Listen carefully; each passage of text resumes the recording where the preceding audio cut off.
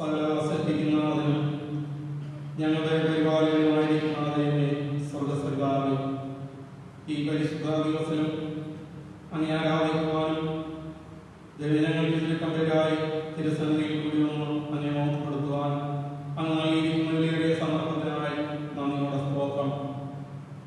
ലോകജനത വളരെ ഭയത്തിൻ്റെയും കഷ്ടതകളുടെയും മധ്യത്തിൽ കടന്നുപോകുന്ന ഈ കാലഘട്ടത്തിൽ ദൈവമേ, സകലജനത്തിന്മേലും ദൈവകൃപ പകർന്ന് അനുഗ്രഹിക്കുകയും സൗഖ്യമാക്കുന്ന യഹോവയുടെ അധികാരങ്ങളുടെ ശക്തിയാൽ സകലജനത്തെ വിടുതൽ സമാധാനം നൽകി അനുഗ്രഹിക്കുകയും ചെയ്യണമെന്ന് പ്രാർത്ഥിക്കുന്ന കർത്താവേ, ലോകം നേരിട്ടിരിക്കുന്ന കൊറോണ വൈറസിന്റെ ആ എല്ലാ പ്രയാസങ്ങളെയും പ്രതികൂലങ്ങളെ പറ്റി എത്രയും വേഗം പൂർണ്ണമായ സൗഖ്യവും സമാധാനം പ്രാപിച്ച് സകലജനത്തിന് നന്ദിയോടുകൂടെ ജീവനുള്ള ദൈവത്തെ സ്തുതിക്കുവാൻ അങ്ങനെ നന്ദി അർപ്പിക്കുവാൻ അവിടുന്ന് സഹായിക്കണമെന്ന് പ്രാർത്ഥിക്കുന്നു.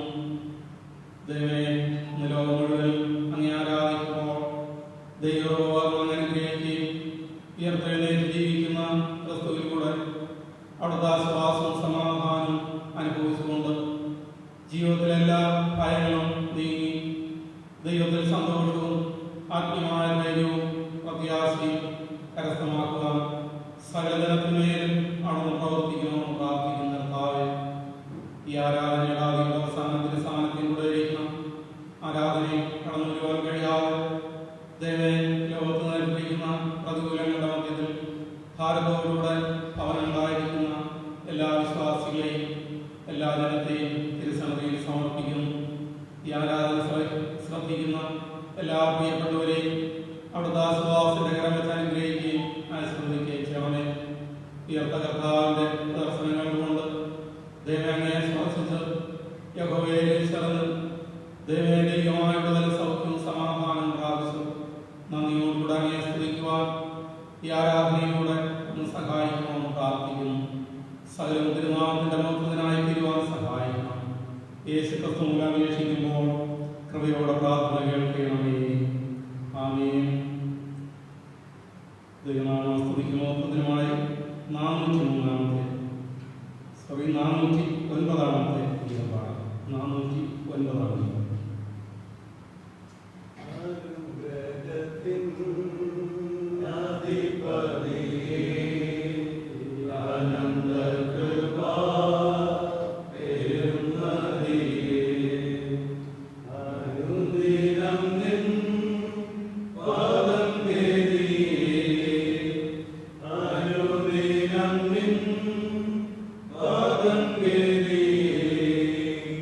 Hallelujah.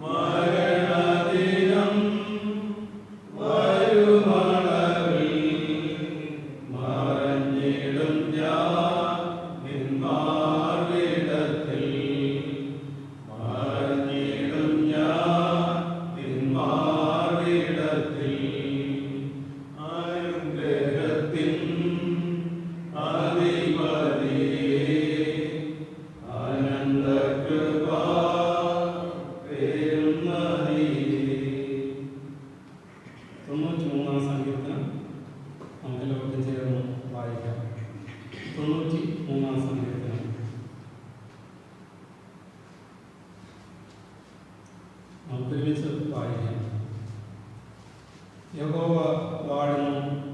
അവൻ മഹിമ ധരിച്ചിരിക്കുന്നു. യഹോവ ജലം ധരിച്ച് അരയ്ക്ക് കെട്ടിയിരിക്കുന്നു. ഭൂലോകം ഇളകാതെ ഉറച്ചു നിൽക്കുന്നു. നിന്റെ സിംഹാസനം പുരാതനനെ സ്ഥിരമായിരിക്കുന്നു. നീ അനാദിയായവൻ തന്നെ. യഹോവേ, പ്രവാഹങ്ങൾ ഉയർത്തുന്നു, പ്രവാഹങ്ങൾ ശബ്ദമുയർത്തുന്നു, പ്രവാഹങ്ങൾ തിരമാലകളെ ഉയർത്തുന്നു. സമുദ്രത്തിലെ വൻതിരകളായ പെരുവെള്ളങ്ങളുടെ മുഴക്കത്തെക്കാളും ഉയരത്തിൽ യഹോവ മഹിമയുള്ളവൻ. നിന്റെ സാക്ഷ്യങ്ങൾക്ക് നിശ്ചയമുള്ളവ. യഹോവേ, വിശുദ്ധി നിന്റെ ആലയത്തിന് എന്നേക്കും ഉചിതം തന്നെ. പിതാവിനും പുത്രനും പരിശുദ്ധാത്മാവിനും ഉണ്ടാകട്ടെ. ആദിയിലും മുന്നേക്കുള്ള പ്രകാരം തന്നെ. ആമേൻ. നമുക്കിരിക്കാം. പാഠഭാഗത്തായി തുടർന്ന് മധ്യസ്ഥ പ്രാർത്ഥന.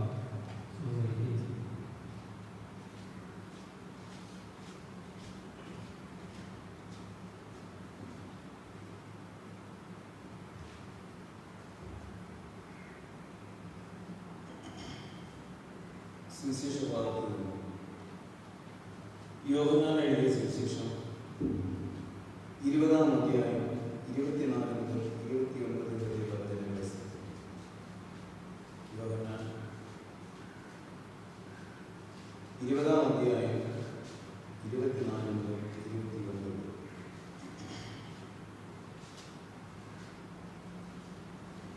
എന്നാൽ യേശു വന്നപ്പോൾ പന്തിരുവരിൽ ഒരുവനായ ദിദിമോസ് എന്ന തോമസ് അവനോട് കൂടെ ഉണ്ടായിരുന്നില്ല.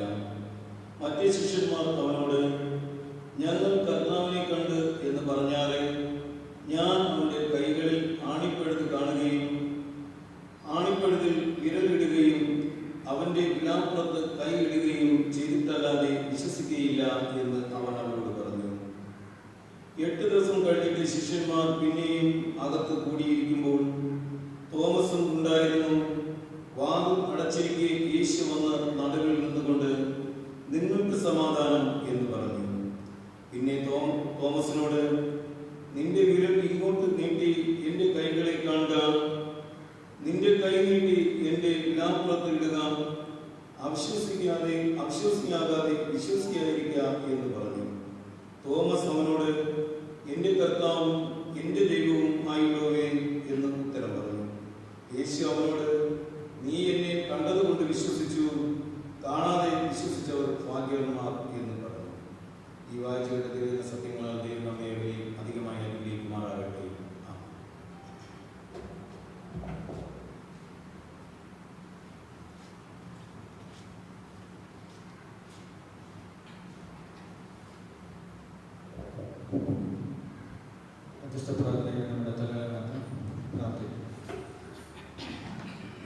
നല്ല പ്രഭാത ദേവദാനമായിട്ട് നിർവഹിക്കാതെ നമുക്ക് ദൈവത്തെ സ്തുതിക്കാം.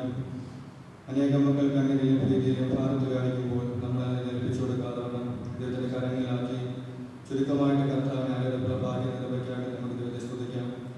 അതുപോലെ ഒരു അവസ്ഥ മാറി പഴയതുപോലെ കൂട്ടമായിട്ട് നമുക്ക് ദൈവത്തെ ആരാധിക്കാനുള്ള കൃപകൾ കണ്ടെങ്കിൽ നമുക്ക് ദൈവത്തോട് അപേക്ഷിക്കാം. അനേകം മക്കൾ ഭാരത്തോട് പ്രയാസത്തോടുകൂടി ക്യാൻസറിന്റെ മറ്റു ഭാരത്തിൽ കഴിയുന്ന മക്കളുണ്ട്. കാലിലെ വ്രണത്താൽ ഭാരപ്പെട്ട് ഭവനങ്ങളിൽ ആശുപത്രിയിലെ കാണിക്കുന്ന മക്കളുണ്ട്. അവർക്ക് വേണ്ടി നമുക്ക് പ്രാർത്ഥിക്കാം. അതുപോലെ ബുദ്ധിമുട്ടിലും പ്രയാസങ്ങളിലും മക്കൾക്ക് വേണ്ടി നമുക്ക് ദൈവത്തോട് അപേക്ഷിക്കാം. ഈ ഒരു ലോകത്തിന്റെ അവസ്ഥകളെ മാറി എല്ലാവരും സന്തോഷവും സമാധാനത്തിലേക്കും തിരിച്ച് പഴയതുപോലെ ജീവിതത്തിലേക്ക് മടങ്ങി വരാൻ ദൈവം സഹായിക്കണമെന്ന് നമുക്ക് ദൈവത്തോട് അപേക്ഷിക്കാം. എല്ലാ വിശ്വാസികളെ ഓർത്ത് പ്രാർത്ഥിക്കാം.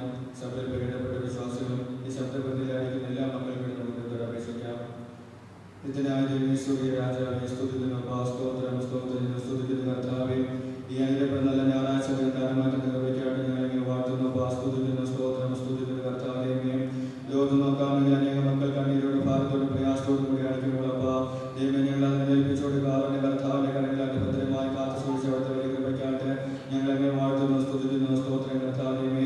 ചുരുക്കമായിട്ട് കർത്താവെ ഞായറാഴ്ച സന്നിധി ദൈവത്തെ ആരാധനയുള്ള ഭാഗ്യം നിർവഹിക്കാതെ വാഴ്ത്തുന്നു സ്തുതിക്കുന്നു സ്തോത്രം കർത്താവേ. അവസ്ഥകൾക്ക് ഒരു മാറ്റം വരാൻ ദൈവം സഹായിക്കണമെന്ന് പ്രാർത്ഥന കർത്താവേ. വൈദ്യശാസ്ത്രത്തോട് നിൽക്കുന്നിടത്തേക്ക് ദൈവമേ നല്ല മരുന്ന് വൈദ്യമായി ദൈവം ചെയ്യുന്ന നിർവഹിക്കാൻ സ്തോത്രം കർത്താവേ. ലോകം നടമാടിക്കൊണ്ടിരിക്കുന്ന വൈറസ് ബാധിതരോട് സ്നേഹിക്കണമെന്ന് പ്രാർത്ഥന കർത്താവേ. ഞങ്ങൾക്ക് പഴയ ജീവിതത്തിൽ കടന്നു വരാനുള്ള സാധനങ്ങൾ ഒഴിക്കണമെന്ന് പ്രാർത്ഥന കർത്താവേ. അനേകം ജനങ്ങൾ കർത്താവ് ഭാരതത്തിന് പ്രയാസങ്ങൾ ബുദ്ധിമുട്ട് അനുഭവിക്കുമ്പോൾ ഇതിനൊരു മാറ്റം ഉണ്ടാകാമെന്നൊക്കെ വരുന്ന പ്രവർത്തിക്കണമെന്ന് പ്രാർത്ഥന കർത്താവേ. അങ്ങേക്ക് അസാധ്യമായൊന്നുമില്ല കർത്താവേ. ആ ശബ്ദങ്ങളെ സാധ്യമാക്കുന്ന ദൈവം നിശ്ചയിക്കുന്ന കൃപയ്ക്കായിട്ട് വാഴ്ത്തുന്നു, സ്തുതിക്കുന്നു. സ്തോത്രം കർത്താവേ. എല്ലാവരും സ്വാധീനം ഞങ്ങളുടെ കർത്താവിന്റെ രാജ്യത്തിന് ഞങ്ങളുടെ ലോകത്തിൽ തുടച്ചു നീക്കണമെന്ന് പ്രാർത്ഥിക്കുന്നു. ദൈവത്തിന്റെ വലിയ സാന്നിധ്യം വ്യാപരിക്കണമെന്ന് പ്രാർത്ഥിക്കുന്നു. കർത്താവേ കൃപ നിറയ്ക്കണമെന്ന് പ്രാർത്ഥിക്കുന്നു. അപ്പ ഞങ്ങളുടെ ആലയത്തെ അനുഗ്രഹിക്കണമെന്ന് പ്രാർത്ഥിച്ചപ്പതേമേ ഒരു മടങ്ങി വരെ ഞങ്ങൾക്ക് തന്നെ അനുഗ്രഹിക്കണമെന്ന് പ്രാർത്ഥന കർത്താവേ. കുറ്റങ്ങളാവുന്ന കർത്താവേ എന്നിരുന്നാൽ കൃപയ്ക്കാട്ടെ സ്തുതിക്കുന്നു. സ്തോത്രം കർത്താവേ. സദ്യ ശുശ്രൂഷ കൊടുക്കുന്ന അച്ഛനും കുടുംബത്തെ അനുഗ്രഹിക്കണമെന്ന് പ്രാർത്ഥിച്ചപ്പ ഇത്ര നടത്തിക്കൊണ്ടിരുന്ന വലിയ കൃപയ്ക്കാട്ടെ വാഴ്ത്തുന്ന കർത്താവേ. തുടർന്ന് ശുശ്രൂഷ ചെയ്യുവാനുള്ള കൃപകളെ കൊടുക്കണേ, ശക്തിയെ ബലപ്പെടുത്തണമെന്ന് പ്രാർത്ഥിക്കുന്നു. ആവശ്യമായ കൃപകളെ കൊടുക്കണമെന്ന് പ്രാർത്ഥന. യാതൊരു പോക്കുമെന്ന് പ്രാർത്ഥന കർത്താവേ. ഞങ്ങളുടെ വിധങ്ങളായ സംഘടനകളെയും അനുഗ്രഹിക്കണമെന്ന് പ്രാർത്ഥിച്ചപ്പ ഞങ്ങൾ കർത്തവ്യം തീരുമാനിച്ച് ആലോചിച്ച കാര്യങ്ങൾ കർത്താവേ നടപ്പാക്കുന്ന വരുന്ന ആളുകളെ ദൈവം സഹായിക്കണമെന്ന് പ്രാർത്ഥന കർത്താവേ. നേതൃത്വം കൊടുത്തുകൊണ്ട് ഓരോ മക്കളെ ശക്തിയെ ബലപ്പെടുത്തണേ. ആരും അടുത്ത് പോകാതെ കർത്താവ് ശ്രദ്ധിച്ച് തുടർന്ന് പോകാതെ പ്രിയമക്കളെ കാത്തു പരിപാലിക്കുന്ന പ്രാർത്ഥന വീണ്ടും കർത്താവേ. ശക്തിയോടുകൂടി ഓരോ പ്രവർത്തനം മുന്നോട്ട് കൊണ്ടുപോകുന്ന സഹായിക്കണമെന്ന് പ്രാർത്ഥന കർത്താവേ. നിർമ്മാണ പ്രവർത്തനങ്ങൾക്ക് തുടർന്നുള്ള സാധ്യത ഒരുക്കണമെന്ന് പ്രാർത്ഥന കർത്താവേ. സാധ്യം നടക്കണമെന്ന് പ്രാർത്ഥന കർത്താവേ. ദൈവമേ അനേക മക്കൾ ഭാരതത്തിൽ പ്രയാസകാരിക്കുന്ന കർത്താവേ. പ്രത്യേക ക്യാൻസറിന്റെ ഭാരതത്തിൽ ഭാരപ്പെടുന്ന മക്കളോർത്ത് പ്രാർത്ഥന കർത്താവേ. അപാകർത്തം വിടുവിക്കണമെന്ന് പ്രാർത്ഥിക്കുന്ന ദൈവമേ അങ്ങ് സൗഖ്യമാക്കണമെന്ന് പ്രാർത്ഥന കർത്താവേ. ദൈവത്തിന്റെ വലിയ സാന്നിധ്യം അവരുടെ മേൽ വ്യാപരിക്കണമേ. അവരുടെ വേദനകളുടെ ഭാരങ്ങൾ മാറി കർത്താവേ. ഒരു സാക്ഷിയായി കർത്താവേ ദൈവത്തിന് വലിയ ചെയ്തെന്ന് പറയാൻ നോക്കുന്ന പ്രിയമക്കൾക്ക് സൗഖ്യത്തിൽ കൊടുക്കണമേ, ഇവിടുത്തെ കൊടുക്കണമെന്ന് പ്രാർത്ഥന കർത്താവേ. അതുപോലെ കാലിന്റെ പ്രയാസങ്ങൾ പറയപ്പെടുകയാണ് മക്കളുടെ കർത്താവേ. ദൈവത്തിന്റെ കരങ്ങച്ച അനുഗ്രഹിക്കുന്നവരുടെ വേദനയുടെ ഭാരങ്ങളൊക്കെ മാറ്റി പരിപൂർണമായി ഇവിടുത്തെ സൗഖ്യം കൊടുക്കണമെന്ന് പ്രാർത്ഥന കർത്താവേ. സാന്ത്വത്തിന്റെ മക്കൾക്ക് വയ്ക്കണമെന്ന് പ്രാർത്ഥന കർത്താവേ. അങ്ങനെ ആദ്യം സ്തുതിപ്പാൻ ആഗ്രഹപ്പെട്ട് കഴിയുന്ന മക്കളുടെ കർത്താവേ സൗഖ്യത്തെ കൊടുക്കണമേ, വിടുതല കഴിക്കണമെന്ന് പ്രാർത്ഥന കർത്താവേ. എല്ലാവരും അനുഗ്രഹിക്കുന്ന സൗഖ്യങ്ങളെ കർത്തവ്യ മക്കളുടെ കൊടുക്കണമെന്ന് പ്രാർത്ഥന കർത്താവേ. അതുപോലെ മറ്റു പലവിധമായ ഭാരത്താലും രോഗത്താലും ഓരോ മക്കളെ കരങ്ങളെ സമർപ്പിച്ച് പ്രാർത്ഥന കർത്താവേ. പേര് പേരായ ആണവരെ സൗഖ്യമാക്കണമെന്ന് പ്രാർത്ഥന കർത്താവേ. ആവശ്യഭാരത്തോടാടുന്ന മക്കളെ സഹായിക്കണമെന്ന് പ്രാർത്ഥന കർത്താവേ. സാന്നിധ്യം കൊണ്ട് നടക്കണമെന്ന് പ്രാർത്ഥന കർത്താവേ. മേൽക്കുമേലെ അനുഗ്രഹിക്കുന്ന പ്രാർത്ഥന കർത്താവ്. വിദ്യാഭ്യാസം പ്രിയപ്പെട്ട മക്കളെ അനുഗ്രഹിക്കണമേ കർത്താവേ.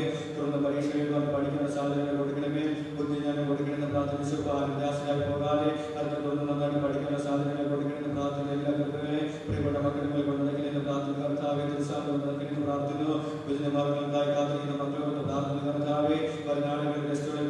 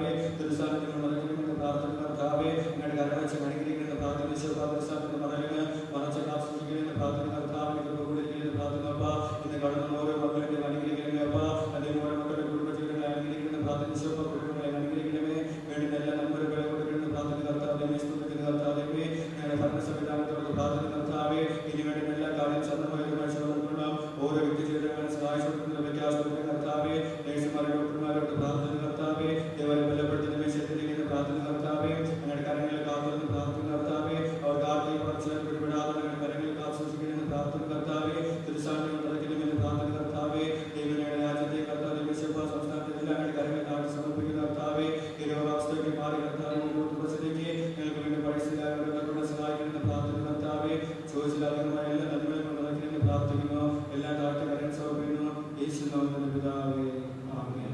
സർവ്വശക്തനായ പിതാവേ, തിരുനാമം സ്തുതിക്കപ്പെടണമേ. തിരുരാജ്യം വരണമേ. തിരുയിഷ്ടം പോലെ ഭൂമിയിലാകണമേ. ഞങ്ങൾക്ക് ആവശ്യമുള്ള ആഹാരം തരണമേ. ഞങ്ങളുടെ കടക്കാരോട് ക്ഷമിക്കുന്നതുപോലെ ഞങ്ങളുടെ കടങ്ങളെ ക്ഷമിക്കണമേ. പരീക്ഷയിൽ കർത്താവേ, ദോഷമൊഴിക്കണമേ. രാജശക്തിയും മഹത്വവും എന്നേക്കും തന്നെയാകുന്നു. ആമേൻ.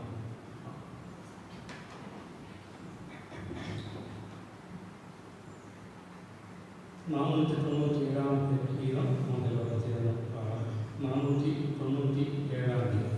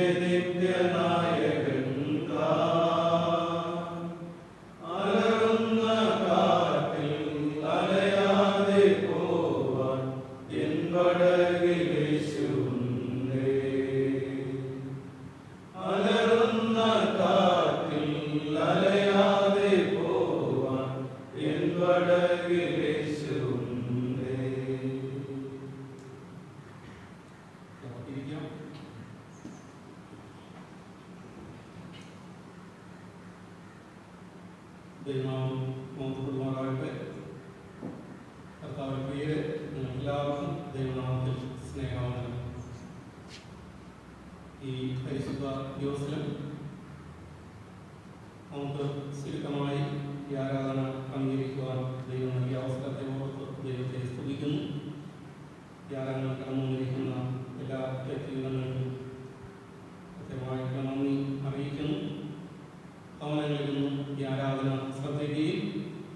ശബ്ദം ശ്രവിക്കുകയും ചെയ്യുന്ന പ്രിയപ്പെട്ടവരെയും ദൈവസമൃദ്ധിയായി അനുഗ്രഹിക്കട്ടെ എന്ന് പ്രാർത്ഥിക്കുകയും ചെയ്യുകയാണ്. ലോകം കൊറോണ വൈറസിൻ്റെ പ്രതികൂലങ്ങളിൽ വളരെ കഷ്ടതയിലൂടെ വേദനയിലൂടെ കടന്നു പോകുന്ന ഈ നാളുകളിൽ നമുക്ക് ആരാധനയും പതിവ് പോലെ കൂടി വരുന്നതിന് കഴിയാതിരിക്കുന്ന സാഹചര്യത്തിലാണല്ലോ നാം പ്രകാരം ചുരുക്കമായി ഈ ആരാധന ക്രമീകരിക്കുന്നത്. ഈ നാളുകളിൽ രോഗം ബാധിക്കപ്പെട്ടവരായി കഷ്ടതയിലും ഭാരത്തിലും വേദനയിലും ആയിരിക്കുന്ന എല്ലാ ജനസമൂഹങ്ങളെയും ദൈവസഭ്യമായ ആശ്വാസവും സമാധാനം നൽകി അനുഗ്രഹിക്കട്ടെ എന്ന് പ്രാർത്ഥിക്കുന്നു. അവരുടെ ആശ്വാസനം ജനത്തിൻ്റെ നന്മയ്ക്ക് വേണ്ടി പ്രവർത്തിക്കുന്ന രാഷ്ട്രീയ സാമൂഹിക നേതാക്കളെയും സന്നദ്ധ പ്രവർത്തകരെയും ആതുര ശുശ്രൂഷകരെയും എല്ലാം ദൈവം തുടർന്നും അതിനായി ശക്തീകരിക്കട്ടെ. എന്നാൽ കേരളത്തിൻ്റെ അവസ്ഥ നമുക്ക് അല്പമായ ആശ്വാസം പകരുന്നെങ്കിലും ഭാരതത്തെ മൊത്തമായി നാം ചിന്തിക്കുമ്പോൾ വളരെ ഭീകരമായ അവസ്ഥയിലേക്ക് കടന്നു പോവുകയാണ്. ഭാരതത്തിൽ 500-ലധികം പേര് മരണപ്പെട്ടു, 15,000-ലധികം പേർ രോഗാവസ്ഥയിൽ ആയിരിക്കുന്നു എന്നതാണ് നാം മനസ്സിലാക്കുന്നത്. പല സംസ്ഥാനങ്ങളിലും രോഗികളുടെ എണ്ണം വർദ്ധിച്ചുകൊണ്ടിരിക്കുകയാണ്. അതുപോലെ ലോകത്തിലേക്ക് നാം കണ്ണാടിക്കുമ്പോൾ 1,55,000-ൽ ഏറെ പേർ ഈ കൊറോണ ബാധയാൽ മരണപ്പെടുകയും ലക്ഷക്കണക്കിന് ആൾക്കാർ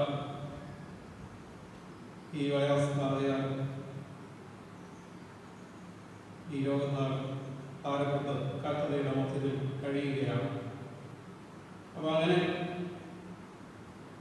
ഈ രോഗപ്രകാരം നാം ചിന്തിക്കുമ്പോൾ നമുക്ക് ആശ്വസിക്കുവാനോ സന്തോഷിക്കുവാനോ കഴിയാത്ത ഒരു ചുറ്റുപാടിലാണ് നാം ജീവിക്കുന്നത്.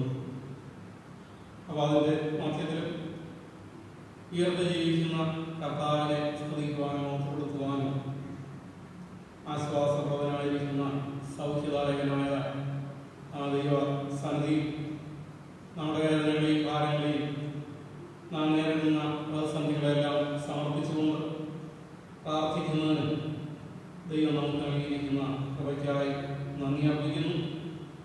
സകല വിശ്വാസികളും ദൈവ സന്നിധിയിൽ ഈ വിഷയങ്ങളെ സമർപ്പിച്ചുകൊണ്ട് ഈ നാളുകളിൽ ദൈവത്തോടടുക്കാനും ദൈവത്തെ ധ്യാനിക്കാനും ദൈവ കൃപ പ്രാപിച്ച കർത്താവിൻ്റെ വരവിന് വേണ്ടി പ്രത്യാശയോടുകൂടെ ഒരുങ്ങി നിലനിൽക്കുവാനും ആലോചന പറയുന്നു. ഇന്ന് ഈ ദിനത്തിൻ്റെ പ്രത്യേകത affirming of Christ as Lord and God എന്നതാണ്. യേശുവിനെ കർത്താവും ദൈവവുമായി അംഗീകരിക്കുക. യേശുവിൻ്റെ ശിഷ്യനായിരുന്ന വിശുദ്ധ തോമസ് അപ്പോസ്തലൻ യേശുവിനെ കർത്താവും രക്ഷിതാവുമായി അംഗീകരിച്ച് ഏറ്റുപറഞ്ഞതിൻ്റെ സ്മരണം പുതുക്കുന്ന ഞായറാഴ്ചയാണ് ഈ ദിനം. എല്ലാ വർഷവും ഈ ഒരു സംഭവം നാം ഓർമ്മിക്കാറുണ്ട്. ഉയർപ്പ് ദിനം യഹൂദന്മാരെ പേടിച്ച് വാതിലടച്ച് ഒളിച്ചു പാർത്തിരുന്ന ശിഷ്യന്മാരുടെ മധ്യത്തിൽ യേശു കർത്താവ് പ്രത്യക്ഷനായി നിങ്ങൾക്ക് സമാധാനം എന്ന് അവരോട് അരുളി ചെയ്യുന്നു. നിങ്ങൾ ഭയപ്പെടരുത് എന്ന് അവർക്ക് വാഗ്ദത്തം നൽകുകയാണ്. എന്നാൽ ആ സന്ദർഭത്തിൽ തോമസ് അപ്പോസ്തലൻ അവിടെ ഇല്ലായിരുന്നു. അപ്പോസ്തലനോട് മറ്റപ്പോസ്തലന്മാർ ഉയർന്ന് ജീവിക്കുന്ന കർത്താവ് ഞങ്ങളെ സന്ദർശിച്ചുവെന്നും അവന് പ്രകാരം ഞങ്ങൾക്ക് സമാധാനം നൽകി ഭയപ്പെടരുതെന്നും ആഹ്വാനം സമാധാനം നൽകി എന്നുള്ള വസ്തുതകൾ തോമസിനോട് പറയുമ്പോൾ അവൻ വിശ്വസിക്കുന്നില്ല. അവൻ പറയുന്നു, ഞാൻ കർത്താവിനെ കാണുകയും അവൻ്റെ ആണിപ്പഴുതുകളിൽ വിരലിടുകയും ചെയ്തിട്ടല്ലാതെ ഞാൻ വിശ്വസിക്കുകയില്ല എന്നതാണ്. എന്നാൽ വീണ്ടും ഈ ശിഷ്യന്മാർ ഭയപ്പെട്ട് മാറുന്നില്ല. അവർ ആ ഭയത്തിൽ തന്നെ കഴിയുകയാണ്. ഇന്ന് നാം വായിച്ച യോഹന്നാൻ എഴുതിയ സുവിശേഷം 20-ാം അധ്യായം 24 മുതലുള്ള തിരുവചനം നാം വായിക്കുമ്പോൾ 8 ദിവസം കഴിഞ്ഞിട്ട് യേശു വീണ്ടും ശിഷ്യന്മാരെ സന്ദർശിക്കുന്നു. അപ്പോഴും അവർ പേടിച്ച് വാതിലടച്ച് മുറിക്കുള്ളിൽ ഇരിക്കുന്ന അനുഭവമാണ് നാം മനസ്സിലാക്കുന്നത്. അപ്പോൾ ഉയർത്ത ക്രിസ്തുവിന്റെ ദർശനം പല സന്ദർഭങ്ങളിൽ ലഭിച്ചിട്ടും യേശു നേരിട്ട് അവരെ സന്ദർശിച്ച് അവർക്ക് സമാധാനം അരുളിയിട്ടും വിശ്വസിക്കാതെ വീണ്ടും ആ ഭയത്തിൽ തന്നെ കഴിയുന്ന അനുഭവമാണ് ശിഷ്യന്മാരുടെ മധ്യത്തിൽ അവരുടെ അനുഭവത്തിൽ നാം മനസ്സിലാക്കുന്നത്. സ്വാമി വിവേകാനന്ദൻ ഈ ഭയത്തെ കുറിച്ച് പ്രകാരം പ്രസ്താവിച്ചിട്ടുണ്ട്. Know you are the infinite, then fear must die എന്നാണ്. അതായത് നിങ്ങൾ ദൈവമാണെന്നും നിങ്ങളിൽ തന്നെ ദൈവം വസിക്കുന്നതെന്നും മനസ്സിലാക്കുമ്പോഴാണ് നിങ്ങളിലുള്ള ഭയം മരിക്കുന്നത്, അഥവാ ഭയം മാറുന്നത് എന്നതാണ്.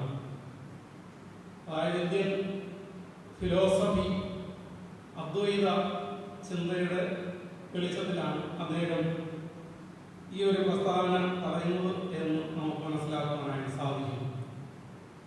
അതായത് ഒരു ഭക്തനെ സംബന്ധിച്ചിടത്തോളം അവൻ ദൈവമായിട്ട് ഇഴുകിച്ചേർന്നു, ഞാനും ബ്രഹ്മനും ദൈവവും ഒന്നാണെന്ന് അറിയുന്ന ആ ഒരു അവസ്ഥയാണ്. അതായത് മനുഷ്യനും ദൈവവും ഒന്നായിത്തീരുന്ന ആ അനുഭവം. യേശുവിന്റെ ശുശ്രൂഷയുടെ മധ്യത്തിൽ യോഹന്നാൻ സുവിശേഷം 17-ാം അധ്യായത്തിൽ ശിഷ്യന്മാർക്ക് നൽകിയ ആഹ്വാനം, ഞാനും പിതാവും ഒന്നായിരിക്കുന്നത് പോലെ നിങ്ങളും എന്നിൽ ഒന്നായിത്തീരണം എന്നതാണ് എൻ്റെ പിതാവിൻ്റെ ഇഷ്ടം എന്നു. അപ്പോൾ നാം ദൈവമായി ഒന്നായിത്തീരുന്ന, എന്നിൽ ദൈവം വസിക്കുന്ന അനുഭവത്തിലാണ് എന്നിലുള്ള ഭയം മാറിപ്പോകുന്നത്, അല്ലെങ്കിൽ നമ്മിലുള്ള ഭയം ഇല്ലാതായിത്തീരുന്നത് എന്നത് ദൈവവചനവും നമ്മെ വളരെ ശക്തമായി ഓർമ്മിപ്പിക്കുന്നുണ്ട്. അഥവാ ക്രിസ്തു എന്നിൽ ജീവിക്കുന്നു, ദൈവം എന്നിൽ വസിക്കുന്നു എന്ന ആഴമായ വിശ്വാസം, ആ ദൈവിക അനുഭവം, ദൈവം എന്നോടുകൂടെ ഇമ്മാനുവേലായിരിക്കുന്ന ആ ഒരു അനുഭവത്തിലൂടെയാണ് നമ്മിലുള്ള ഭയം, നാം നേരിടുന്ന പ്രതികൂലം നമ്മിൽ നിന്നില്ലാതായി നാം ധൈര്യത്തോടുകൂടെ ജീവിക്കുവാനായിട്ട് സാധിക്കുന്നത് എന്നതാണ്. അപ്പോൾ ഇവിടെ ഉയർത്തെഴുന്നേറ്റ ക്രിസ്തു പല പ്രാവശ്യം പ്രത്യക്ഷനായിട്ടും ഈ ശിഷ്യന്മാരിൽ നിന്ന് ഭയം വിട്ടുമാറാതെ നിൽക്കുന്ന അനുഭവം. അപ്പോൾ 8 ദിവസം കഴിഞ്ഞിട്ട് വീണ്ടും അവരെ സന്ദർശിക്കുമ്പോഴും അവർ മുറിക്കുള്ളിൽ ഒളിച്ചു പാർക്കുന്ന അനുഭവം. യേശു അവരുടെ മധ്യത്തിൽ പ്രത്യക്ഷനായി അവർക്ക് വീണ്ടും നിങ്ങൾക്ക് സമാധാനം എന്നറിയി ചെയ്യുകയാണ്. അവ യേശുവിനെ കണ്ട് അവന്റെ ആണിപ്പഴുതുകളിൽ വിരലിടാതെ വിശ്വസിക്കുകയില്ല എന്ന് പറഞ്ഞ തോമസിന്റെ ആഗ്രഹവും പ്രത്യേകമായി യേശു പരിഗണിക്കുകയാണ്. യേശുവിന്റെ ആഗ്രഹത്തെ അംഗീകരിക്കുകയാണ്. അതായത് യേശുമായിട്ടുള്ള ആ ഒരു സ്പർശന അനുഭവത്തിലൂടെ യേശുവിനെ യഥാർത്ഥമായി രുചിച്ചറിയുന്ന ആ ഒരു അനുഭവം, അതിലൂടെ അവൻ ഭയമാറി കർത്താവിനെ സാക്ഷിക്കുവാൻ, കർത്താവിന്റെ മിഷണറിയായി രൂപാന്തരപ്പെടുവാൻ ഇടയായിത്തീരുന്നു എന്നുള്ളതാണ് നാം വചനത്തിലൂടെ മനസ്സിലാക്കുന്നത്.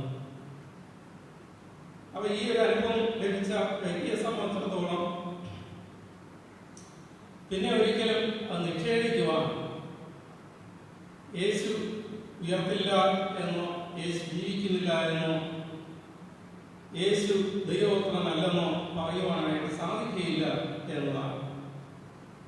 അതായത് അവൻ നേരിട്ട് സ്പർശിച്ച് യേശുവിന്റെ ആണിപ്പെടുതുകളെ അനുഭവിച്ചറിഞ്ഞ അപ്പോസ്തലനെ സംബന്ധിച്ചിടത്തോളം ഒരിക്കലും ആ അനുഭവങ്ങളെ നിഷേധിക്കുവാൻ സാധിക്കുകയില്ല. അപ്പൊ ഈ വചനം ചിന്തിക്കുന്ന നാം ഓരോരുത്തരും നമ്മുടെ ജീവിതാനുഭവത്തെ നാം വിലയിരുത്തുമ്പോൾ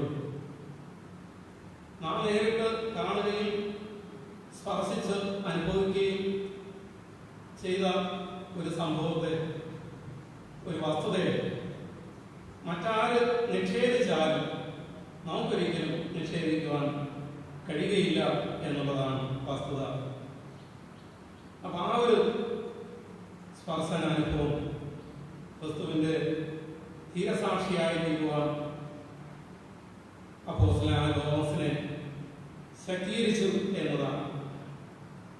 എന്നാൽ യേശുവിനോട് പറയുന്നു, നീ എന്നെ കണ്ടതുകൊണ്ട് വിശ്വസിച്ചു, കാണാതെ വിശ്വസിച്ചോ ഭാഗ്യവാനാണ് എന്ന്. അപ്പോൾ കാണാതെ വിശ്വസിക്കുന്നത് ഭാഗ്യമാണ്. എന്നാൽ അതിലുപരി നീ എന്നെ കണ്ട് സ്പർശിച്ച് അനുഭവിച്ചറിഞ്ഞതുകൊണ്ട് നിനക്കൊരിക്കലും എന്നെ നിഷേധിക്കാതെ സാക്ഷിക്കുവാൻ കഴിയും. ഈ ഒരു സംഭവത്തിന് ശേഷം ശിഷ്യന്മാർ, അഥവാ മാളികയിൽ ഒളിച്ചിരുന്ന ശിഷ്യന്മാർ പുറത്തിറങ്ങുന്നതിനും ലോകത്തിന്റെ നാനാഭാഗങ്ങളിൽ കടന്നുപോയി കർത്താവിനെ സാക്ഷിക്കുവാനും ശക്തരായി അവരുടെ ഭയം വിട്ടുമാറി പുറത്തിറങ്ങുവാൻ അവർക്ക് സാധിച്ചു എന്നതാണ്. തോമസ് അപ്പോസ്തലന്റെ അനുഭവം നാം ചരിത്രം പഠിക്കുമ്പോൾ ഇന്ത്യയിൽ ആദ്യ മിഷണറിയായി കടന്നു വന്നത് ഈ അപ്പോസ്തലനാണ്. മദ്രാസിലെ മൈലാപ്പൂരിൽ വെച്ച് കുന്തം കൊണ്ട് കുത്തേറ്റ് രക്തസാക്ഷിയായി തീർന്ന സംഭവം നാം ചരിത്രത്തിലൂടെ മനസ്സിലാക്കുന്ന വസ്തുതയാണ്. അപ്പൊ അത് അവന് സാധിച്ചത് എത്രത്തോളം ധൈര്യത്തോടുകൂടെ ശക്തിയോടുകൂടെ കർത്താവിനെ സാക്ഷിക്കുവാനും രക്തസാക്ഷിയായി തീരുവാനും അവനെ ഇടയാക്കിയത് ഉയർത്ത കർത്താവും ദൈവമായി തന്റെ ജീവിതത്തിൽ സ്വീകരിച്ചതിലൂടെയാണ്. ഭയം മാറി ലോകത്തിന്റെ അറ്റത്തോളം കർത്താവിന്റെ സാക്ഷികളായി തീരുവാൻ ശിഷ്യഗണം അതിലൂടെ ധൈര്യപ്പെട്ടു എന്നത് ഈ വചനം നമ്മെ വ്യക്തമായി പഠിപ്പിക്കുകയാണ്. പഴയ നിയമ പുസ്തകത്തിൽ യഹോവയാണ് ദൈവത്തിന് അദോനായി എന്ന പദം ഉപയോഗിച്ചിട്ടുണ്ട്.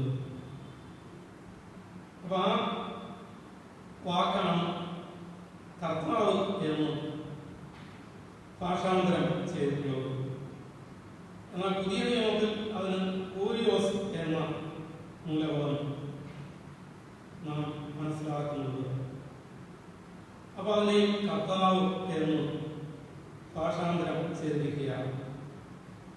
കൂരിയോസ് അഥവാ കർത്താവ് എന്ന പദത്തിന് കർത്തൃത്വം ഉള്ളവൻ അഥവാ ഉടമസ്ഥൻ എന്നതാണ് അർത്ഥം. അപ്പൊ ഇവിടെ യേശു എന്റെ കർത്താവും ദൈവവും എന്ന് അപ്പോസ്തലൻ പ്രഖ്യാപിക്കുമ്പോൾ എന്റെ ഉടമസ്ഥൻ യേശുവാണ്. അഥവാ ഞാൻ യേശുവിന്റെ വകയാണ് എന്നത് അവൻ ഈ ലോകത്തോട് പ്രസ്താവിക്കുകയാണ്. താൻ യേശുവിന്റെ വകയാണ്. അപ്പൊ അതുകൊണ്ട് ഭയപ്പെടേണ്ട കാര്യമില്ല. യേശുവിന്റെ വകയ്ക്ക് എന്ത് പ്രതികൂലം നേരിട്ടാലും, എന്ത് പ്രയാസം നേരിട്ടാലും, എന്ത് കഷ്ടത വന്നാലും യേശു തന്നെ അതിന്റെ കാര്യം നിർവഹിച്ചുകൊള്ളും. ആ കാര്യം യേശു തന്നെ നോക്കിക്കൊള്ളും എന്ന ആ ഒരു വലിയ ചിന്ത അപ്പോസ്തലന്റെ വാക്കുകൾ നമുക്ക് നൽകുകയാണ്. അപ്പൊ ആ ഒരു സമർപ്പണത്തോടുകൂടിയാണ് യേശുവിനെ തന്റെ കർത്താവും ദൈവവുമായി പ്രഖ്യാപിക്കുന്നത്. അപ്പോൾ ഞാൻ യേശുവിൻ്റെ വകയാണ്. അത് എന്നിൽ എന്ത് സംഭവിച്ചാലും അത് കർത്താവ് തന്നെ നോക്കും, കർത്താവ് തന്നെ അത് കൈകാര്യം ചെയ്യും എന്നുള്ളതാണ്. അങ്ങനെ വിശ്വാസം മാറി യേശുവിൻ്റെ സാക്ഷിയായി തീരുവാൻ, ഞാൻ കർത്താവിൻ്റെ വകയാണെന്നുള്ള ആ ബോധ്യത്തോടുകൂടെ വിശ്വാസത്തോടുകൂടെ കർത്താവിനെ സാക്ഷിക്കുവാൻ, ഈ യേശുവിനെ കർത്താവ് ദൈവമായി അംഗീകരിച്ചതിലൂടെ അപ്പോസ്തലനായ തോമസിന് സാധിച്ചു എന്നത് ഈ വചനം നമ്മെ വ്യക്തമായി ഓർമ്മിപ്പിക്കുകയാണ്. അവ നാളിന്ന് നേരിടുന്ന ഭയങ്ങളുടെയും പ്രതിസന്ധികളുടെയും മധ്യത്തിലും നാം കർത്താവിൻ്റെ വകയാണ്, നമ്മുടെ ഉടമസ്ഥൻ ദൈവമാണ് എന്ന ആ വിശ്വാസത്തോടുകൂടെ, ആ ഒരു പ്രത്യാശയോടുകൂടെ നാം ജീവിക്കുന്നതെങ്കിൽ എല്ലാ ഭയങ്ങളെയും പ്രതികൂലങ്ങളെയും കഷ്ടതകളെയും അതിജീവിക്കുവാൻ ദൈവം നമ്മെ സഹായിക്കും. ഉയർന്നു ജീവിക്കുന്ന കർത്താവ് നമ്മെ ശക്തീകരിക്കും എന്നതിൽ സംശയമില്ല. മാത്രമല്ല, തോമസ് അപ്പോസ്തലൻ താൻ യേശുവിന്റെ ഉടമസ്ഥതയിൽ ജീവിക്കുന്നതിനുള്ള ഒരു സമ്പൂർണ്ണ സമർപ്പണം ഈ വാക്കുകളിൽ കണ്ടെത്തുവാനായിട്ട് സാധിക്കുന്നു. അതായത് നാം ഒരു ഭവനം വിലയ്ക്ക് വാങ്ങുമ്പോൾ അതിന്റെ എല്ലാ മുറികളും എല്ലാ ഭാഗങ്ങളും നമുക്ക് അവകാശമായി തീരുന്നത് പോലെ, ഞാൻ എന്റേതല്ല, ഞാൻ യേശുവിൻ്റെതാണ്, ഞാൻ യേശുവിന്റെ വകയാണ് എന്ന് വിശ്വസിക്കുമ്പോൾ എന്റെ പൂർണ്ണമായ അവകാശം യേശുവിന് ഞാൻ നൽകുകയാണ്. അതാണ് അപ്പോസ്തലൻ ഇവിടെ പ്രഖ്യാപിക്കുന്നത്. യേശുവിന്റെ കർത്താവും ദൈവവും, യേശുവാണ് എൻ്റെ ഉടമസ്ഥൻ. അപ്പൊ അതുകൊണ്ട് എൻ്റെ ജീവിതം മുഴുവൻ യേശുവിനായി ഞാൻ സമർപ്പിക്കുന്നു എന്നുള്ളതാണ്. നമ്മുടെ ജീവിതത്തിലെ സകലവും, നമ്മുടെ ശരീരവും, നമ്മുടെ അധികാരവും, നമ്മുടെ ബുദ്ധിശക്തിയും, നമ്മുടെ ആരോഗ്യവും, നമ്മുടെ വിദ്യാഭ്യാസവും, നമ്മുടെ ധനവും, നമ്മുടെ പദവികളും എല്ലാം യേശുവിൻ്റെതാണ്. അത് യേശുവിനായി തന്നെ സമർപ്പിക്കുന്നു എന്നതാണ്. അപ്പൊ അതിനുള്ള ആഹ്വാനമാണ് തോമസ് അപ്പോസ്തലൻ ഈ വാക്കുകളിലൂടെ നമുക്ക് നൽകുന്നത്. എന്റേതായി ഒന്നുമില്ല, സകലവും യേശുവിൻ്റെതാണ്, യേശുവിൻ്റേത് മാത്രമാണ്. അപ്പോൾ ജീവിതം മുഴുവൻ യേശുവിൻ്റെ നിയന്ത്രണത്തിൽ. അപ്പോൾ നമുക്കുള്ളതെല്ലാം, അല്ലെങ്കിൽ നമുക്കുണ്ടെന്ന് നാം ചിന്തിക്കുന്നതെല്ലാം യേശുവിൻ്റെതാണെന്ന് വിശ്വസിക്കുകയും യേശുവിൻ്റെതായി നാം സമർപ്പിക്കുകയും ചെയ്യുമ്പോൾ നമ്മുടെ ജീവിതത്തെ നിയന്ത്രിക്കുന്നത്, നമ്മുടെ പ്രവർത്തനങ്ങളെ നിയന്ത്രിക്കുന്നത്, നമ്മുടെ ജീവിതത്തെ നയിക്കുന്നത് നാമല്ല, ആ കർത്താവാണ്, ആ ഉടമസ്ഥനാണ്. യേശുവിന്റെ നിയന്ത്രണത്തിൽ നാം ആയിത്തീരുന്ന അനുഭവമാണ്. അപ്പൊ യേശു എന്റെ കർത്താവും ദൈവവും എന്ന് നാം അംഗീകരിക്കുമ്പോൾ നമ്മുടെ ജീവിതത്തിന്റെ മുഴുവൻ ഭാഗങ്ങളും യേശുവിന്റെ നിയന്ത്രണത്തിന് നാം ഏൽപ്പിച്ചു കൊടുക്കുന്ന അനുഭവമാണ് നമ്മിൽ ഉണ്ടാകേണ്ടത്. അപ്പൊ ആ ഒരു അനുഭവം തോമസ് അപ്പോസ്തലൻ ഈ വാക്കുകളിലൂടെ പ്രഖ്യാപിക്കുകയാണ്. അപ്പൊ എൻ്റെ ജീവിതവും പ്രവർത്തനവും, എൻ്റെ ജീവിതത്തിന്റെ ഓരോ നടക്കും യേശുവിന്റെ നിയന്ത്രണത്തിലായിരിക്കണം, അല്ലെങ്കിൽ യേശുവിന്റെ പരിപാലനത്തിലായിരിക്കണം എന്നുള്ള ആ ഒരു തീരുമാനം ഇതിലൂടെ പ്രഖ്യാപിക്കുകയാണ്. യേശുവിന്റെ പാത പിന്തുടരുന്നതിനുള്ള സമ്പൂർണമായിട്ടുള്ള സമർപ്പണമാണ് ആ വാക്കുകൾ നമ്മെ ഓർമ്മിക്കുന്നത്. യേശുവാണ് നമ്മുടെ ഉടമസ്ഥൻ. അപ്പൊ അവന്റെ കർത്തൃത്വത്തിന്, അവന്റെ അധികാരത്തിന് നമ്മെ പൂർണ്ണമായി ഏൽപ്പിച്ചുകൊണ്ട് കർത്താവിന് വേണ്ടി ജീവിക്കുന്ന അനുഭവം. ഈ അനുഭവം നമ്മൾ ഓരോരുത്തരിലും ഈ ഉയർപ്പിന്റെ അനുഭവത്തിൽ നമ്മെയും ആ ഒരു തീരുമാനത്തിലേക്ക്, ആ ഒരു വിശ്വാസത്തിലേക്ക് പ്രാർത്ഥിക്കുകയും ആശംസിക്കുകയും ചെയ്യുകയാണ്. അപ്പോൾ ഭയം കൊണ്ട് മൂടിയിരുന്ന ശിക്ഷണത്തെ സംബന്ധിച്ചിടത്തോളം യേശുവിനെ കർത്താവ് ദൈവമായി അംഗീകരിച്ചുകൊണ്ട് അതിനുവേണ്ടി പൂർണ്ണമായി സമർപ്പിച്ചുകൊണ്ട് ലോകത്തിൻ്റെ അറ്റത്തോളം സാക്ഷികളായി തീരുവാൻ അവരെ പ്രാപ്തരാക്കി. അതുപോലെ ഇന്ന് കർത്തവ്യത്തിലും ഭയത്തിലും രോഗഭാരങ്ങളിലും ദുഃഖങ്ങളിലും ആയിരിക്കുന്ന നമ്മുടെ ജീവിതങ്ങളെയും കർത്താവിൻ്റെ സന്നിധിയിൽ പൂർണ്ണമായി സമർപ്പിച്ചുകൊണ്ട് നമ്മുടെ ജീവിതത്തിൻ്റെ പൂർണ്ണ നിയന്ത്രണവും അതിൻ്റെ ഉടമസ്ഥതയും കർത്താവിനായി ഏൽപ്പിച്ചുകൊണ്ട് നാം ജീവിക്കുന്നുണ്ട്. നമ്മുടെ എല്ലാ കാര്യങ്ങളും മാറി, നമ്മുടെ പ്രയാസങ്ങൾ മാറി, ആ ഉയർത്ത ക്രിസ്തുവിലൂടെ ലഭിക്കുന്ന സന്തോഷവും സമാധാനവും ആത്മാവിൻ്റെ ശക്തിയും പ്രാപിച്ച് ഈ കാലഘട്ടത്തിൽ നമുക്ക് മുന്നോട്ട് ജീവൻ നയിക്കുവാനും ആത്യന്തികമായി കർത്താവിൻ്റെ വരവിന് വേണ്ടി പ്രത്യാശയോടെ ഒരുങ്ങി നിലനിൽക്കുവാനും സാധിക്കും. അതിനായി ദൈവം ഈ തിരുവചനത്തിലൂടെ നമ്മെല്ലാവരെയും സഹായിക്കട്ടെ എന്ന് പ്രാർത്ഥിച്ചുകൊണ്ട് ഞാൻ വാക്കുകൾ ഉപസംഹരിക്കുന്നു. ദൈവം നമ്മെ സമൃദ്ധിയായി അനുഗ്രഹിക്കുമാറാകട്ടെ. ആമേൻ. പ്രാർത്ഥിക്കാം.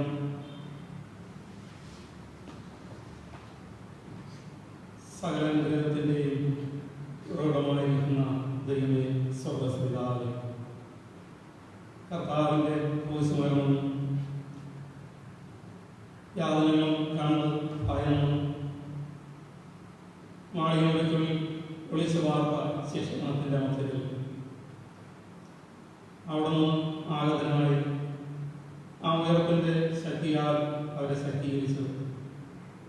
അങ്ങേ കർത്താവും ദൈവമായി അംഗീകരിക്കുവാനും വിശ്വസിക്കുവാനും ആ കർത്താവിൻ്റെ ഉടമസ്ഥതയിലും അവിടുത്തെ അധികാരത്തിലും പൂർണ്ണമായി ഏൽപ്പിച്ചുകൊണ്ട് ലോകത്തിൻ്റെ അറ്റത്തോളം സാക്ഷികളായി തീരുവാൻ ആ ശിക്ഷണത്തെ അവിടുന്ന് സഹായിച്ചുവല്ലോ, ശക്തീകരിച്ചുവല്ലോ. ആ കൃപകൾക്കായി നന്ദിയോടെ സ്തോത്രം. ഞങ്ങളും ഈ ഉയർപ്പിൻ്റെ നാളുകളിൽ അവിടുത്തെ വചനം ചിന്തിക്കുകയും ധ്യാനിക്കുകയും ചെയ്യുമ്പോൾ ഞങ്ങൾ നേരിടുന്ന ഭയങ്ങളെയും ദുഃഖങ്ങളെയും കഷ്ടതകളെല്ലാം ദൈവസന്നിധിയിൽ സമർപ്പിച്ചുകൊണ്ട് ഞങ്ങൾ ഓരോരുത്തരും അവിടുത്തെ വകയാണെന്നുള്ള വിശ്വാസത്തിൽ അങ്ങേ കർത്താവ് ദൈവമായി അംഗീകരിച്ചുകൊണ്ട് ഞങ്ങളുടെ ജീവിതവും പ്രവർത്തനവും ഞങ്ങൾക്കുള്ളതെല്ലാം അങ്ങയുടേതാണ്. അവിടുത്തെ അധികാരത്തിനും അവിടുത്തെ നിയന്ത്രണത്തിനും ഞങ്ങളെ പൂർണ്ണമായി ഏൽപ്പിച്ചുകൊണ്ട് വിശ്വാസ ജീവിതം നയിക്കുവാൻ ഞങ്ങളെ അവിടുന്ന് സഹായിക്കണമേ. ഓടിയതും അധ്വാനിച്ചതും വൃഥാവായി പോകാതെ, വഴിയിൽ വെച്ച് നശിച്ചു പോകാതെ പ്രത്യാശയിൽ നിലനിൽക്കുവാൻ കർത്താവിൻ്റെ വരവിൽ ദൈവീയ പ്രത്യാശയോടെ അങ്ങേ എതിരേൽക്കുവാൻ ഞങ്ങളെല്ലാവരെയും അവിടുന്ന് സഹായിക്കണമെന്ന് പ്രാർത്ഥിക്കുന്നു. കർത്താവേ, ഈ വഴിക്കിലൂടെ ആരാധന ശ്രദ്ധിക്കുന്നവരെ എല്ലാവരെയും അവിടുത്തെ ആത്മാനാരം ബലപ്പെടുത്തി അതിനായി അവിടെ നിൽക്കണമെന്ന് പ്രാർത്ഥിക്കുന്നു. രോഗങ്ങളിലും ഭാരങ്ങളിലും വേദനകളുടെയും പ്രയാസങ്ങളുടെയും ഒക്കെ കഴിയുന്ന എല്ലാവരുടെയും ഞങ്ങൾക്കായി പ്രാർത്ഥിക്കുന്നു. അവിടുത്തെ ആശ്വാസത്തിന്റെ കരസ്പർശം നൽകി അനുഗ്രഹിക്കണം കർത്താവേ. ദൈവമേ, അവിടുത്തെ ആൺപെടുകൾ സ്പർശിച്ചറിഞ്ഞ് ദൈവയെ ധൈര്യപ്പെടുവാനും അങ്ങയിൽ ആശ്വാസവും സമാധാനവും പ്രാപിക്കുവാനും ഓരോ മക്കളെയും അവിടുന്ന് സഹായിക്കണമെന്ന് പ്രാർത്ഥിക്കുന്നു. ദൈവമേ, ലോകം മുഴുവൻ കൊറോണ വൈറസിന്റെ വ്യാപനത്താൽ ഭാരപ്പെടുന്ന വേദന അനുഭവിക്കുന്ന സകല ജനസമൂഹങ്ങളെയും തിരുസന്നിധിയിൽ സമർപ്പിക്കുന്നു. അവർക്ക് വേണ്ടി പ്രവർത്തിക്കുന്ന രാഷ്ട്രീയ സാമൂഹ്യ നേതാക്കളെയും സന്നദ്ധ പ്രവർത്തകരെയും ആതുര ശുശ്രൂഷ പ്രവർത്തകരെല്ലാം തിരുസന്നിധിയിൽ സമർപ്പിക്കുന്നു.